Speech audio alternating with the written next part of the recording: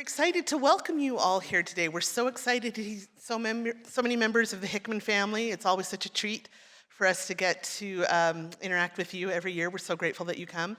We have also friends of the Hickman family. We have some of Dr. James' family here today, so we're so excited to welcome you and so grateful for what Dr. James does and that you're able to come celebrate him with us today. We're grateful to all of the faculty and staff members who could come, and especially for our wonderful students. We are always so excited to show you off a little bit, so think of excellent questions to ask so everyone can see how amazing you are. We're here today for the Martin B. Hickman Lecture. This year will be presented by Professor Spencer James of the School of Family Life, although I note with no bias whatsoever that he is a sociologist by training and inclination, so we will claim him as well. Before we get going, we'll open with a prayer. We will just remind you that some people might be coming in a little bit late, so if you can leave some seating on the edges for them, that would be appreciated. Let's start now with our opening prayer, which will be offered by Alyssa Johnson, who's a senior in the School of Family Life from Wyoming. Thank you, Alyssa. By way of welcome, I'm Michaela Dufer. I'm one of the Associate Deans in the College of Family, Home, and Social Sciences. I think the Hickman is one of our most exciting lectures of the year, in part because it's the most prestigious award that our college gives to a faculty researcher, but in part because you don't have to hear much from me. Instead, you get to hear from someone who actually knew Dr. Hickman and knew him very well, and then you get to hear from one of our most outstanding researchers. So just to tell you a little bit about the award really quickly, and then we'll move on to those speakers. Dr. Hickman was the dean of our college for 17 years. And anyone who's worked in academia knows that's way too long to be a dean. So he is certainly one of the architects of this college and one of the architects of our success today. The Hickman Award is given each year to a distinguished faculty member whose professional contributions to the college emulate excellence. Please congratulate me. Please congratulate with me the 24-2025 recipient, Spencer James, Professor of Family Life. Congratulations.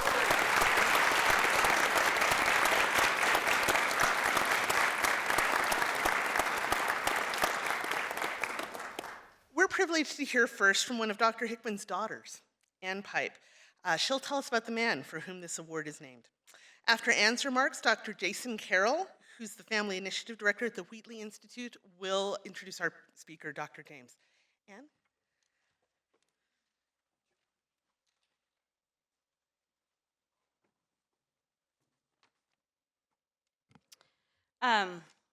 Well, welcome. It's so fun to look out and see so many wonderful faces of people that worked with my dad and family and friends. And so I'm really honored to be here. I am the youngest daughter of Martin Hickman. My name is Ann Pipe.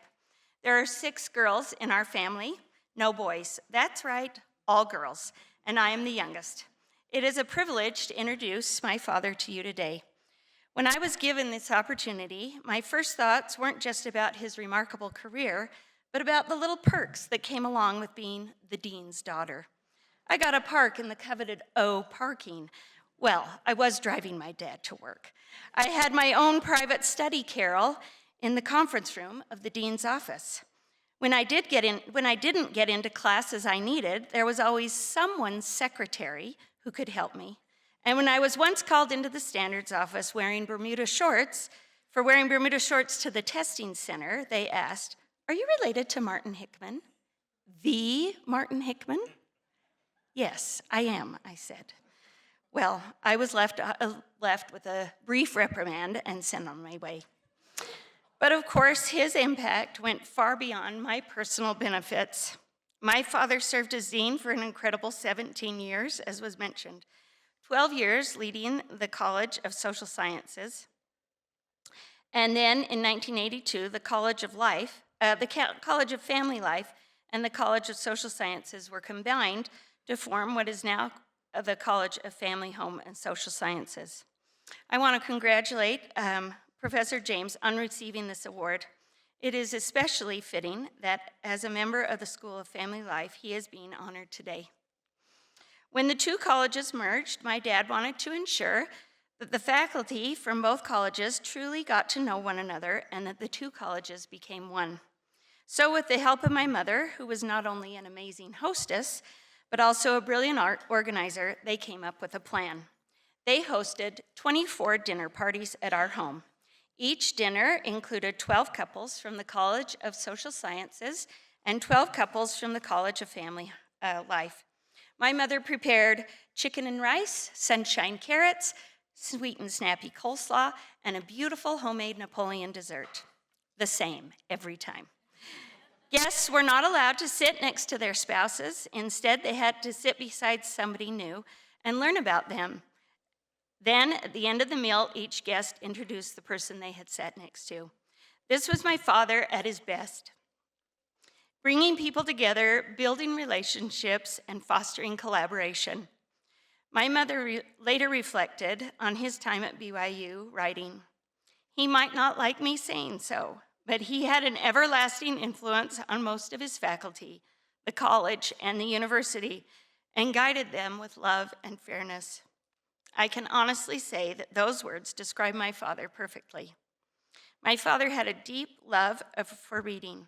I want to close with a passage from The Warden by Anthony Trollope, which he once said captured how he hoped to be remembered.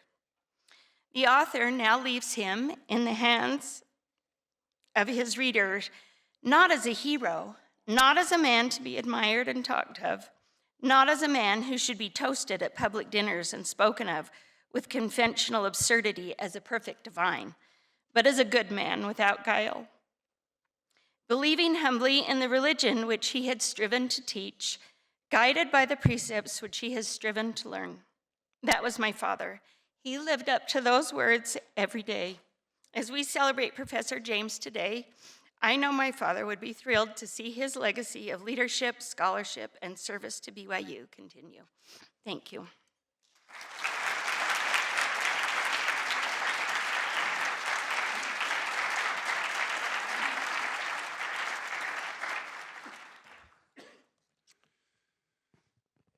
Dr. Spencer James is a professor in the School of Family Life and an affiliated faculty member of the Africana Studies program here at Brigham Young University.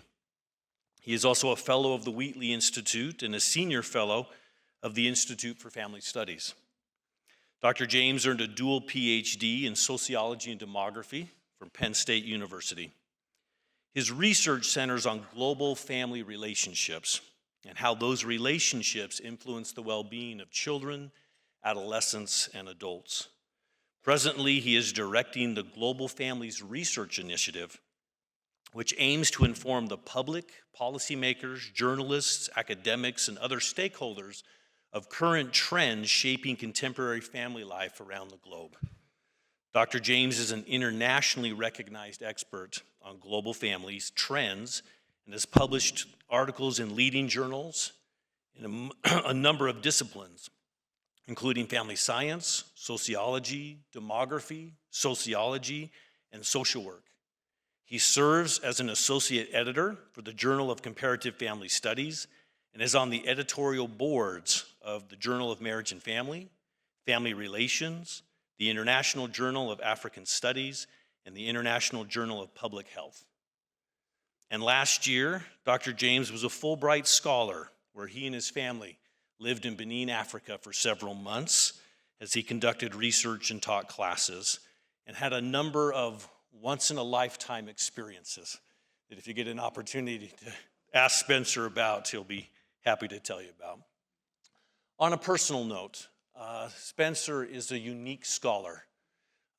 I think of Spencer in the way that he has the mind of a quantitative researcher, but he has the heart of a qualitative researcher. He is deeply gifted as a researcher, as an analyst, as a statistician. I've seen in rooms of experts that he's been with will quickly learn to defer to his expertise in those matters. But for Spencer, the numbers are never just numbers. He has a deep ability to see past those numbers and those trends and see how they connect to real lives, real people, real marriages, real families. And it's a delight to work with someone who has that heart and that soul. That love also extends deeply to his own family that I hear about often. And it is also a deep love that he has for his Savior, Jesus Christ, as he strives to be a disciple scholar and to bring that into his teaching as well. It is a deep pleasure to introduce to you Dr. Spencer James.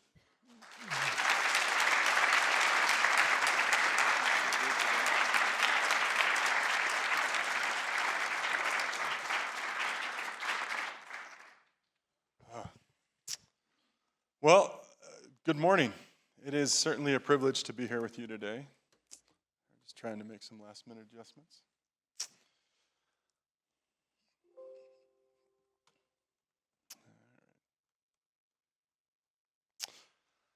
It's a privilege to be here and to speak with you about one of the most enduring societal institutions that we have.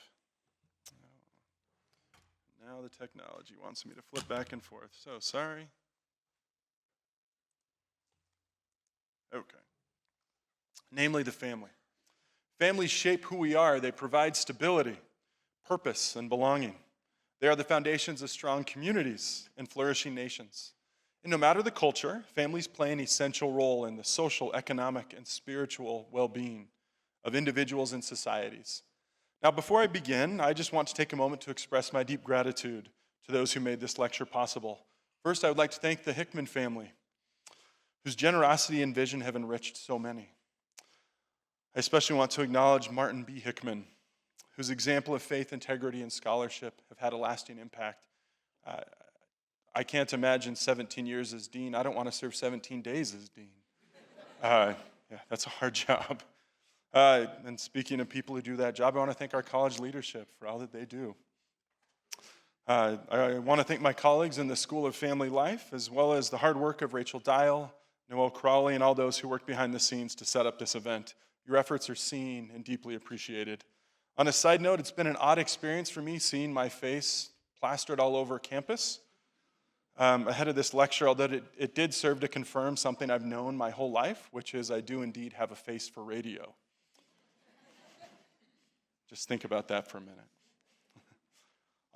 I also want to thank my own family, my wife, my children, my parents-in-law, and I certainly want to extend a special thank you to Jason Carroll.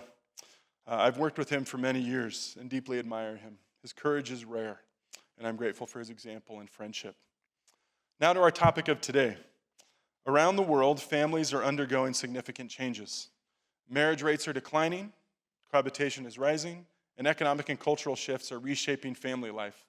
Some of these changes bring opportunities, and others bring challenges. But one thing remains clear. Strong families are vital for human flourishing. This is why it's critical to understand the global trends surrounding families and why, as a people of faith, we must advocate for policies and principles that support and strengthen families everywhere around the globe. For members of the Church of Jesus Christ, our understanding of the family is firmly rooted in the family, a proclamation to the world. This document is not merely an expression of belief, though it is that. It is a profound statement of eternal truth. It teaches the divine importance of marriage, that children are entitled to be raised in love and security, and that the well-being of individuals and societies is strongly tied to the strength of families. These principles provide a solid foundation upon which to advocate for policies and practices that will enhance family life around the world. Today, we will examine how families are changing rapidly, focusing on regions where these shifts are particularly significant, namely Sub-Saharan Africa, Central and East Asia, and the Middle East and North Africa. We will then turn to the eternal truths that guide us, considering how they provide clarity and direction. Finally, we will discuss how we can advocate for these principles, for family-centered policies with confidence, wisdom, and compassion. In a world of shifting social norms, the truths outlined in the proclamation remain steady, and they offer a framework for strengthening families regardless of location or circumstance. So by the time we're done here, I hope you will have a clearer understanding of the global trends affecting families, a deeper appreciation for the role of families in society, and a renewed commitment to stand for principles that sustain and uplift family life. First, global patterns. As we begin, it's important to recognize that families worldwide are experiencing profound changes. While no two regions are identical, certain broad patterns have emerged that help us understand the global family landscape. First, fertility rates are declining in every part of the world. Many countries are now well below replacement level fertility, meaning that fewer people are born than are necessary to keep the population stable. This is particularly pronounced in East Asia and parts of Europe, where shrinking populations are raising concerns of economic uncertainty amid aging populations. Even in regions with traditionally high fertility, such as those in sub-Saharan Africa and many parts of South Asia, birth rates are steadily falling as access to education expands, economies develop, and social norms evolve. At the same time, marriage and family formation patterns are shifting. In many parts of the world, marriage rates are declining, and when people do marry, they tend to do so at later ages. In some places, cohabitation is replacing or at least delaying marriage, whereas in others, economic constraints can put marriage out of reach for many young adults. This shift has profound consequences, not just for individuals, but for society as a whole. Fewer marriages mean fewer stable, secure two-parent families, two-parent homes, and this has a cascading effect on children, communities, and even economic growth. Gender roles and economic participation are also changing. Women's workforce participation has risen significantly over the past decades in nearly every part of the world, supporting economic growth and expanding rapid economic opportunities for women. This shift, largely driven by women's educational gains, has also coincided with changing birth rates and evolving family dynamics. Higher levels of maternal education have been linked to improved outcomes for children, including better health, higher educational attainment, and increased economic stability. In some regions, these changes are met with resistance, whereas in others, they are reshaping societal expectations entirely. Urbanization and migration are reshaping families as well. As more people move from rural areas to cities in search of work and education, family structures are adjusting. In many cases, extended family networks that once provided economic support are weakening. Migration also means that many families are now living apart for extended periods, parents working abroad while children are raised by grandparents or other relatives. This fragmentation creates new challenges for maintaining strong family bonds. Another powerful force is globalization and technological changes. The rapid spread of Western ideals and media has shaped family norms worldwide, bringing both opportunities and challenges. In some places, exposure to new ideas about individual autonomy and relationships has fostered greater acceptance of various family forms, while in others it has led to tensions between tradition and cultural change. At the same time, technology has impacted how families interact, sometimes strengthening relationships across distance, but also sometimes replacing in-person relationships with virtual ones. Divorce has increased sharply in many parts, including Latin America and the Middle East, due to economic pressures, shifting expectations for marriage, and greater legal and social acceptance. On the one hand, this rise in divorce can weaken family stability, often placing the greatest burden on children. On the other hand, in cases of harmful or dysfunctional relationships, divorce can provide women and children with greater safety, autonomy, and financial security, and a path to a better future. Finally, intergenerational and kinship ties are evolving. In some cultures, extended families remain strong, with multiple generations living under the same roof and supporting one another. In others, we see a decline in intergenerational living as younger generations prioritize independence over traditional family obligations. This shift is particularly pronounced in aging societies, where questions about elder care and financial security are rapidly becoming more pressing. Taken together, these global shifts reveal an important reality. Family life is changing, and while some of these changes present opportunities, others present challenges. Understanding these patterns helps us better advocate for policies and principles that strengthen families rather than weaken them. With this broad picture in mind, let's turn to specific world regions to examine these trends in depth. Sub-Saharan Africa is a region where family and kinship networks remain central to social and economic life. While families here are deeply rooted in tradition, they are also navigating significant change. Marriage remains one of the most important institutions, but its practice varies widely. Many cultures continue to follow bride wealth customs, where a groom's family provides payments or support to the bride's family. While this custom reinforces social bonds, it can also create financial barriers to marriage, delaying unions for couples who cannot afford it. In some cases, these costs have led to alternative arrangements, such as informal unions and rising cohabitation. Divorce, once rare in many African societies, is becoming more common, especially in urban areas, where traditional family expectations are evolving.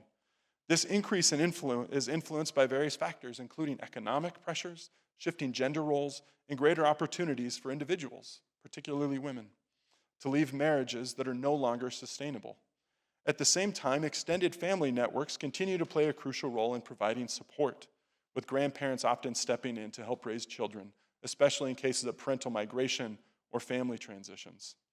In short, while sub-Saharan Africa remains a region where family is deeply valued, the pressures of modernization, economic hardship, and urbanization are reshaping family dynamics in profound ways. Family life in Central Asia reflects a tension between deep-rooted traditions and rapid modernization. Marriage remains a crucial institution, but there is growing divergence between rural and urban practices. In more rural areas, arranged marriages, and patrilocal customs, meaning that brides move into the husband's family's home, are still common. However, in cities, younger generations are increasingly choosing their own partners, leading to a rise in love marriages. A significant force shaping family life in this region is economic migration, labor migration. Many men leave their home countries for work opportunities in Russia or other economic hubs, leaving wives and children behind for extended periods. This separation can strain relationships and create new gender dynamics as women take on greater responsibility in both child rearing and economic decision making. Another key trend is fertility decline. Historically, Central Asian families were quite large, but urbanization, increased education, and economic pressures have led to smaller family sizes. Traditional gender roles still exert a great influence, often pressuring women to prioritize motherhood over careers. As the region modernizes, families must navigate the balance between maintaining cultural values and adapting to rapidly changing social and economic landscapes. In East Asia, we have a region that is undergoing some of the most rapid and profound and dramatic family changes anywhere in the world. Marriage rates have plummeted, and many young people are delaying or even foregoing marriage altogether. Okay, just want to make sure I'm on the right slide. In South Korea, Japan, and China, the median age at first marriage has risen especially sharply. Economic insecurity, promising career ambitions, and shifting gender expectations have made marriage less attractive, particularly for women who face high expectations for both work and family roles. Cohabitation, while increasing, is still less common than in Western countries. Instead, many individuals simply remain single, leading to concerns about aging populations and declining birth rates. At the same time, divorce rates have risen significantly, reflecting changing expectations about marriage and personal fulfillment. The Chinese government has even introduced a cooling off period before a divorce is finalized, hoping to curb the trend. One of the most pressing issues in East Asia, I've already mentioned, that of the challenge of an aging population. With fewer children being born in a society where careers are often emphasized over caregiving, elder care is becoming a growing concern. In Japan and South Korea, traditional multi-generational households are disappearing, leaving many elderly individuals without family support. Governments are struggling to adapt to this new demographic reality, introducing policies that encourage family caregiving while also expanding institutional care options. These changes highlight a major tension in East Asia. While economic development and modern values have transformed family life, and life in every other way for that matter, many societies still hold deeply traditional views on marriage and family obligations. Moving to the Middle East and North Africa, family remains a deeply ingrained institution, shaped by religious, cultural, and economic forces. However, significant challenges are emerging, particularly in the ability of young people to marry. One of the biggest barriers is something we call waithood, a prolonged period of waiting to marry due to financial constraints. High unemployment, rising housing costs, and social expectations for expensive wedding celebrations make it difficult for many to establish their own households. As a result, marriage is occurring later, and in some cases, not at all. Religious traditions continue to exert a powerful influence on family life throughout the region, with Islamic law shaping marriage contracts, divorce proceedings, and gender roles. However, even in highly traditional societies, divorce rates are rising. In Saudi Arabia and the UAE, divorce has become more common as women gain greater educational and economic independence. While stigma still exists around divorce, legal reforms in some of these countries have made it easier for women to leave unhappy or abusive marriages. These shifts highlight a growing divide between traditional family expectations and the realities of modern life as we know it. While family remains a central pillar of society, economic, social, and legal changes are challenging longstanding norms and reshaping family structures in unprecedented ways.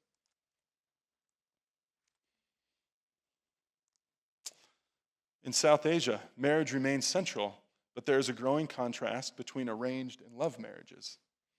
Urban areas are seeing a rise in self-chosen partnerships, while rural regions continue to be dominated primarily by arranged marriages. Gender inequality and patriarchy remain major concerns, particularly with the persistence of child marriage throughout parts of India, Pakistan, and Nepal, among others. Migration is also reshaping family life. As parents work abroad, often have to leave children in the care of extended family members.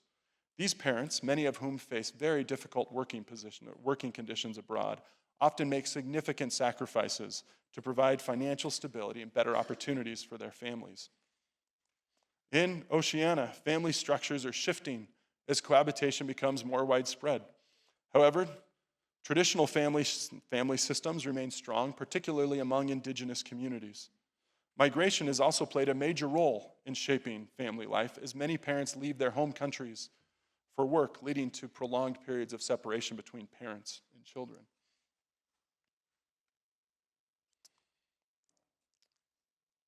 In Latin America and the Caribbean, cohabitation has become arguably the dominant form of family life, often replacing formal marriage.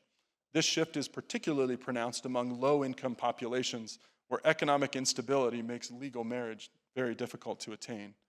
At the same time, female-headed households are on the rise as many women raise children independently with the support of extended kin networks in light of prevailing gender roles. Sorry, I keep forgetting to advance my slides right. In North America, marriage rates are declining, with many young adults opting for cohabitation or delaying marriage. At the same time, family complexity is increasing with more blended families, same-sex relationships, single-parent households, and multi-generational living arrangements. Economic inequality plays a significant role as financial stability is often a major predictor of family success. Europe represents a bit of a mixed bag of family trends. Marriage rates have declined, and cohabitation is widely accepted, particularly in Western and Northern Europe. In Southern Europe, intergenerational bonds remain strong, with many young adults living with their parents well into adulthood due to economic constraints and cultural expectations. While divorce is common in many parts of Europe, family support systems continue to provide stability. As we've seen, family trends vary widely across the world. Some regions are experiencing declining marriage and fertility rates, while others maintain strong families despite social and cultural changes. These differences remind us that while global trends shape family life, local culture, tradition, and faith continue to play a powerful role in determining how families form and function. With this understanding, we can now turn to the enduring principles that provide stability and strength to families everywhere. President Dallin H. Oaks has taught, the gospel plan each family should follow to prepare for eternal life and exaltation is outlined in the Family Proclamation to the World. This document is not just a statement of belief, though it is that. It is a guide, a doctrinal foundation that helps us understand the eternal significance of family relationships. President Oaks further taught that that Latter-day Saints affirm the proclamation because it defines the kind of family relationships where the most important part of our eternal development can take place. This is not simply about earthly well-being. The proclamation is about preparing us for exaltation. The principles outlined in the family, A Proclamation to the World, are not just teachings for members of the church. They are eternal truths that help us understand and navigate family life at every level, individually, in our homes, and across societies. These doctrines provide stability in an ever-changing world. And when applied, they lead to stronger families and more prosperous communities. The proclamation affirms that marriage is ordained of God and is central to his eternal plan. It teaches that children are entitled to birth within the bonds of matrimony and to be raised by loving mothers and fathers who nurture, provide for, and protect them. These are not cultural preferences or social constructs. They are divine truths that ideally should guide our efforts to create policies and environments where as many people as possible can benefit from these family principles, regardless of time or place. Marriage is not just a personal choice, one among many others. It is the foundation of commitment, stability, and growth. It is where individuals learn to love and sacrifice, and it provides the ideal setting for raising the next generation. When families are strong, individuals flourish, communities thrive, and societies are strengthened. Children benefit when they are raised in loving homes with two parents, each of whom is uniquely suited to help the couple's children develop into healthy and productive citizens. While individual circumstances vary, and I'll talk about why we should be so careful about that here in a minute, research affirms what prophets have long taught. Fathers and mothers bring distinct complementary strengths to parenting, and their combined influence provides children with opportunities to thrive. Parenting is a sacred stewardship. More than just a legal or biological responsibility, it is a calling to nurture, guide, and protect children, not just physically, but emotionally and spiritually. Providing a loving, stable home is one of the most beautiful gifts that parents can offer. Strong families are not just a private concern. They are the foundation of a stable society. Communities with strong families experience lower crime rates, higher educational achievement, and greater economic prosperity. The proclamation reminds us that governments have a role to play in either strengthening or weakening the family. Policies that protect marriage, support parents, and encourage family stability contribute to the well-being of entire nations by fostering environments where children can thrive emotionally, socially, and economically. When families struggle, societies struggle. We see the effects of families struggling and rising mental health challenges and increased or persistent poverty. Strengthening families is not just a moral responsibility, it is a societal necessity. Supporting and reinforcing the family is one of the most effective ways to create a better world for future generations. When President Gordon B. Hinckley introduced the Family Proclamation in 1995, he did so with prophetic foresight. He understood that shifting values and growing confusion about the nature of marriage and parenthood would challenge the very foundation of family life. The proclamation stands as an unchanging anchor, a firm declaration of eternal truth in an age of moral and social instability. It reminds us that governments should support and strengthen families, not dilute or weaken them, because when families strive, so do nations. This is not just doctrine, it is reality. These principles hold true across cultures and nations, but for Latter-day Saints, the proclamation carries an even deeper significance. Family is not just a part of our mortal experience. It is central to God's plan for our eternal destiny. In a world where family values are often contested, and rightly so in many ways, the family, A Proclamation to the World, provides clarity, direction, and hope. It reminds us that the family is not a human invention. It is a divine institution. And as disciples of Jesus Christ, we have the privilege and responsibility to uphold and defend the truths it contains. Now, as we uphold these ideals, we must also acknowledge that no family is perfect. We live in a fallen world, and none of us experiences a perfect family, although I gotta say, I think I'm pretty close. But that does not mean the ideals are irrelevant or should be abandoned. Sister Sharon Eubanks put this beautifully when she said, "The reality is that a majority of church members do not live in perfect family situations. I'm not sure anyone lives in that perfect ideal family, so why keep the emphasis?" And I will say that over the course of my career, I've been asked this question many times. Why do we continually talk about the ideal? I love the way Sister Eubanks puts this. because family is our destiny. And we are on this earth to learn the skills of strong relationships, no matter what our own situation is. The goal is not perfection in this life, it is progress. We can all strive to build strong relationships, whether we are married or single, raising children or not. Every one of us has opportunities to strengthen family and to strengthen those bonds around us and to influence the rising generation for good. We can all uphold and advocate for the principles of strong families while working within our own circumstances to create stability for everyone around us. That is why we continue to preach the ideal while living in reality. Because the reality of today does not have to be the reality of tomorrow. As we apply gospel principles to our families, whatever they may look like, we can come closer to the Lord's design for us. Now, as we stand firm in defending eternal truths about the family, we must also do so with wisdom and compassion. The way we advocate matters. President Dallin H. Oaks has taught that when we promote our beliefs, we must always speak with love and show patience, understanding, and compassion. This is not about winning arguments or proving others wrong. It is about lifting and strengthening those around us. We are commanded to love our neighbors, to be peacemakers, and to extend kindness, even and especially when people disagree with us. That does not mean we compromise our values at their core. It means we stand firm while attempting to emulate the same grace, humility, and kindness that the Savior offers to us. President Russell M. Ballard has reminded us that faithful people can receive different answers to the same questions. He said, what's right for one may not be right for another. That means we need to approach family issues with sensitivity and a recognition that people's circumstances vary. Our responsibility is to teach truth, live truth, and extend Christ-like love to all.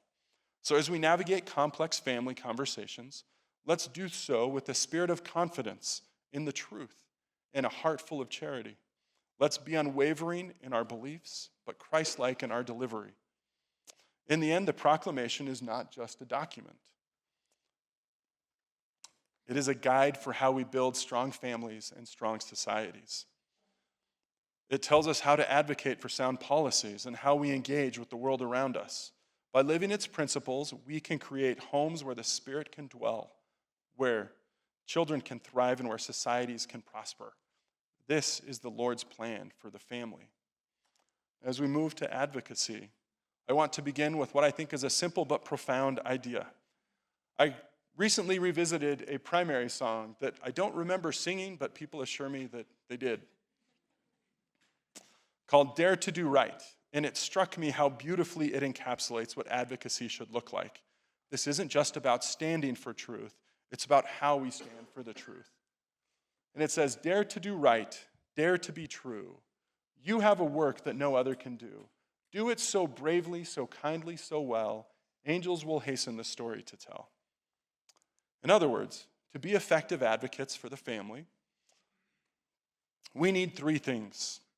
We must do it bravely, kindly, and well.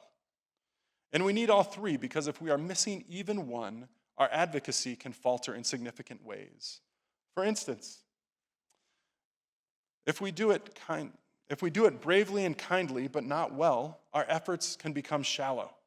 We may have good intentions, but without knowledge and wisdom, we risk unknowingly promoting ineffective or even harmful solutions. If we do it kindly and well but not bravely, we risk letting our fear lead us into cowering silence, too afraid to speak up for what we know is right. And if we do it bravely and well but not kindly, we may become manipulative or harsh, pushing truth in a way that alienates rather than persuades. In other words, we need all three: courage to stand for truth, kindness to engage with love, and wisdom to ensure our advocacy is grounded in facts and reality. As we advocate for strong families, we must embody all three qualities to truly make a difference and to be consistent with the covenants that we have made or will yet make in sacred and holy places. Now, one of the most persistent myths in advocacy and policymaking today is the idea that if we do not encourage something, we must therefore be opposed to it. That if we do not actively promote a particular policy or choice, we must be attacking those who support the policy or who make that choice. And this is simply not true. Take, for example, teenage-headed households. I have never met someone who wants to maximize the number of teenagers who are rearing children. But do you want to support them? Yeah, we can do both. I want to support them while advocating for policies that help young people delay parenthood until they are ready, or to provide resources when unforeseen circumstances arise. In other words, I want to support those in these situations, but I do not want to encourage it. Let me put this another way, using education as an example. Public schools do not always succeed, and some turn to other options. But we don't shutter all public schools because they don't serve every student perfectly. We don't claim that every educational method must be equal just because the dominant educational form has flaws. And we certainly don't stop funding universities because students, some of them, drop out. We recognize that some models work better, albeit imperfectly, than others, while still supporting those who choose different paths. Yet we do often apply this faulty logic to marriage and family. But just because some families struggle or fail does not mean that marriage and family constitute failed institutions that need to be replaced or abandoned. We should absolutely support those in all family situations. But we should also feel free to encourage the ideal of strong, stable families for everyone. We can hold to both truth and compassion. Now, what does this mean for real-world advocacy?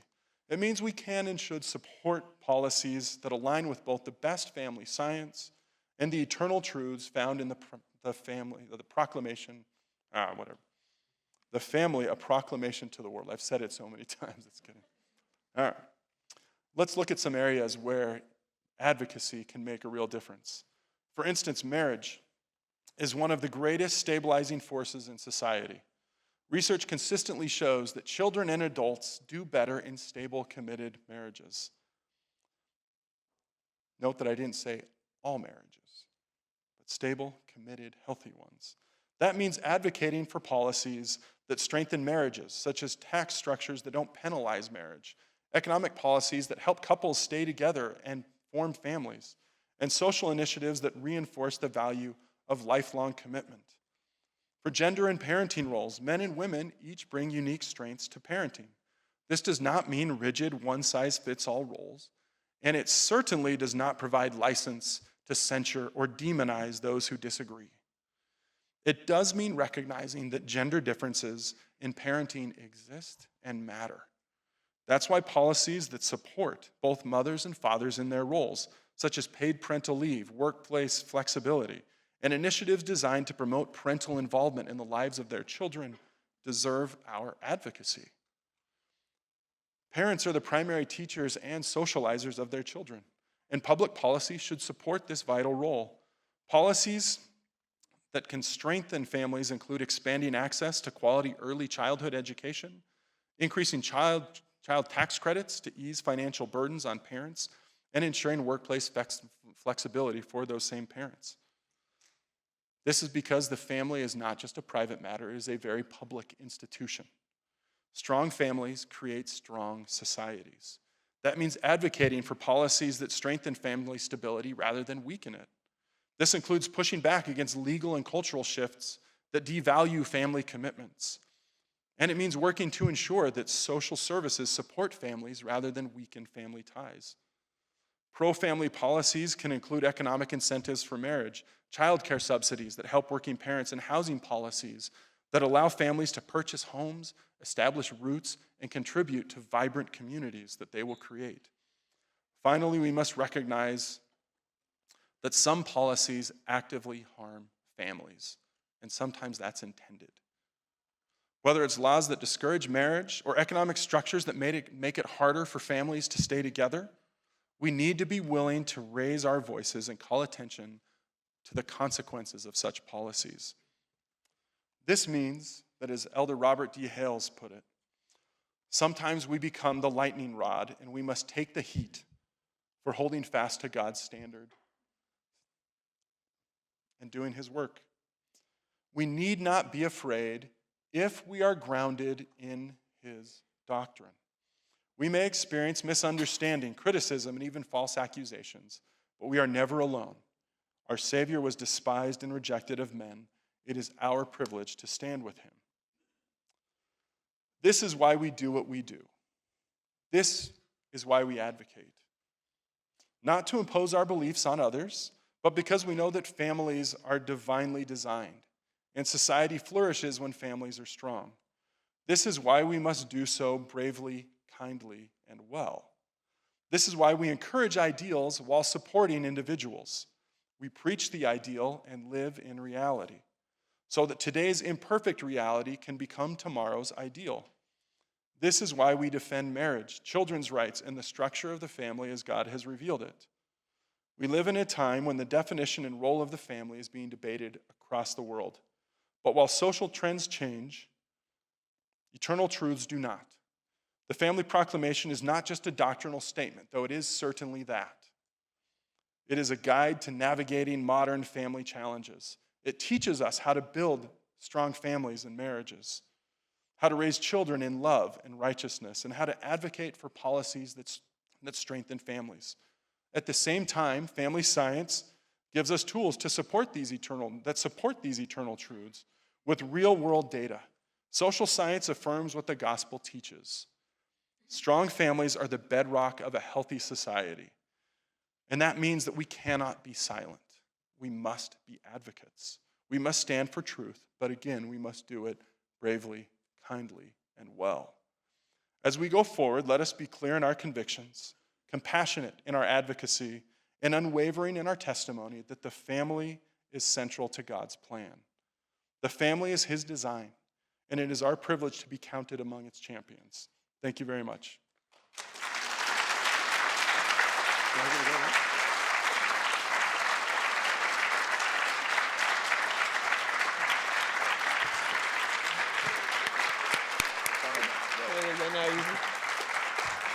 Poor Dr. James was saying, do I get to sit down now? No, I'm so sorry. You have to come back.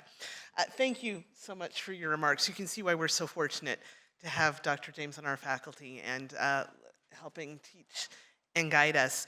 We awarded Dr. James his award in our college ceremony in August. You can see him here with our dean, Laura Padilla-Walker. But please join me again in thanking him for his remarks and congratulating him on this great honor.